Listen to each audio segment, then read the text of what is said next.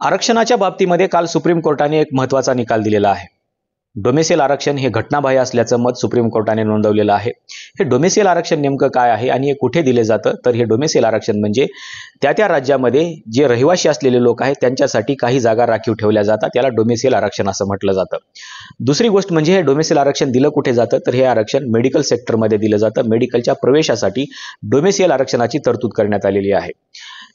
Medical सेक्टरमध्ये ज्या काही जागा उपलब्ध असतात त्या जागेपैकी 50% जागा या केंद्र सरकारच्या अधिकाराखाली असतात, तर 50% जागा या राज्य सरकारच्या अधिकाराखाली असतात। काही राज्यांनी या 50%च्या अंतर्गत वेगवेगळ्या प्रकारचं रिझर्वेशन लावलेलं होतं, त्याच्यामध्ये डोमेसियल आरक्षण हा एक भाग होता।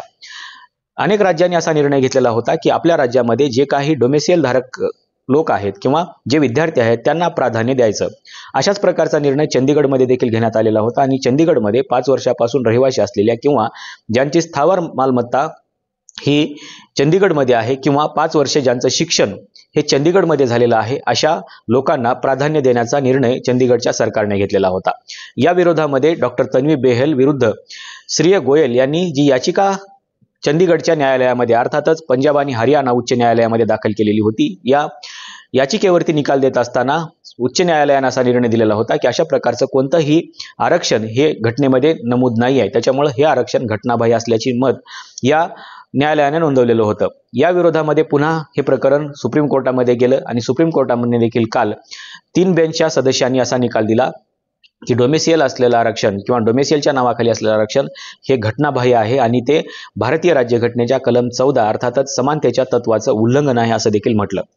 डोमेसियल आरक्षण अशी कोणतीही तरतूद राज्यघटनेमध्ये नाही आहे। डोमेसियल आरक्षणाची कुठेही नोंद देखील किंवा कुठे एखादा शब्द देखील भारतीय राज्यघटनेमध्ये वापरण्यात आलेला नाही आहे। भारतीय राज्यघटनेमध्ये जे काही आरक्षण देण्यात आलेलं आहे ते आरक्षण भारतीय राज्यघटनेच्या 15 आणि कलम 16 मध्ये देण्यात आलेलं आहे आणि राजकीय आरक्षण जे आहे ते आरक्षण कलम 330 ते 334 मध्ये देण्यात आलेलं आहे। या दोनच प्रकारचं आरक्षण राज्यघटनेमध्ये आहे।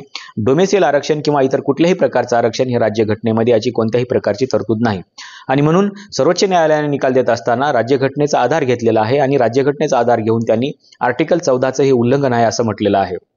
पुढे जाऊन सर्वोच्च न्यायालयाने असंही म्हटलेलं आहे की कुठल्याही राज्याच्या एखाद्या व्यक्तीला त्या राज्याचं नागरिकत्व बहाल केलेलं नाही आहे, तर आपल्याला भारतीयत्व हेच एक नागरिकत्व आपल्याला बहाल केलेलं आहे, त्याच्यामुळे आपण सगळेजण भारतीय आहोत।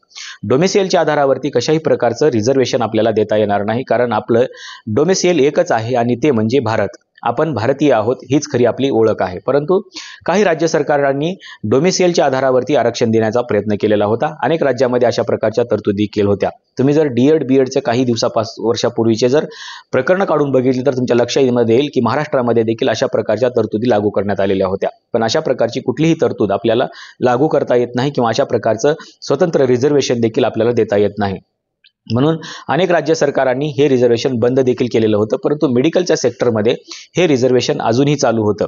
अनेक राज्यामध्ये डोमेसियलच्या आधारावरती मेडिकलला प्रवेश दिला जात होता। ज्या राज्यामधले ते लोक रहिवासी आहेत त्या राज्यामध्ये काही कोटा त्या राज्यातल्या विद्यार्थ्यांसाठी अर्थातच स्थानिकांसाठी राखून ठेवला जात होता आणि त्यांना त्या जागेवरती प्रवेश दिला जात होता। परंतु हे सगळं घटनाबाह्य असल्याचं मत आता पुढे आलेलं आहे आणि सर्वोच्च न्यायालयाच्या 3 बेंचच्या सदस्यांनी असा निर्णय दिलेला आहे की भारतीय राज्यघटनेमध्ये अशा प्रकारची कुठलीही तरतूद नाही आणि त्याच्यामुळे आपल्याला अशा प्रकारचं कोणतंही रिझर्वेशन देता येणार नाही। त्याच्यामुळे डोमेसियल रिझर्वेशन अर्थातच त्याला मराठीमध्ये वय अधिवास प्रमाणपत्राच्या आधारावरती दिले गेलेलं आरक्षण हे घटनाबाह्य आहे असं म्हटलं जातं।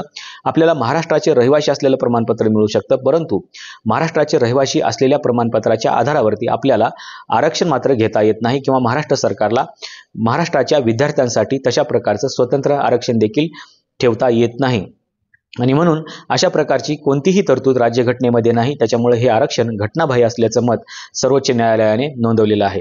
हा एक महत्त्वाचा निकाल आहे। डोमेसियल आरक्षणामुळे इतर आरक्षणाच्या तरतुदी देखील बदनाम होत होत्या असं निदर्शनास देखील आलेलं आहे आणि म्हणून अशा प्रकारचे जे काही रिझर्वेशन आहे जे घटनेमध्ये नमूदच नाही आहेत अशा प्रकारचे रिझर्वेशन ही सुप्रीम कोर्टाने रद्दच केले पाहिजेत, कारण अशा प्रकारच्या रिझर्वेशनमुळे मूळ रिझर्वेशनाची जी संकल्पना आहे त्या संकल्पनेलाच कुठे ना कुठे एका वेगळ्या दृष्टिकोनातून बघितलं जातं। अर्थातच सामाजिक आणि शैक्षणिक दृष्ट्या मागास असलेल्या लोकांसाठी जे रिझर्वेशन दिलं गेलेलं आहे त्याच्या पाठीमागचा हेतूच बदनाम होतो. म्हणून अशा प्रकारचं रिझर्वेशन देखील रद्द केलं पाहिजे आणि म्हणूनच सुप्रीम कोर्टाचा हा निकाल महत्त्वाचा निकाल मानला जातो. आपल्याला नेमकं सुप्रीम कोर्टाच्या या निकालाबद्दल आणि डोमेसियल आरक्षणाबद्दल नेमकं काय वाटतं हे सांगायला विसरू नका. आजच्या व्हिडिओमध्ये इथेच थांबूया. धन्यवाद.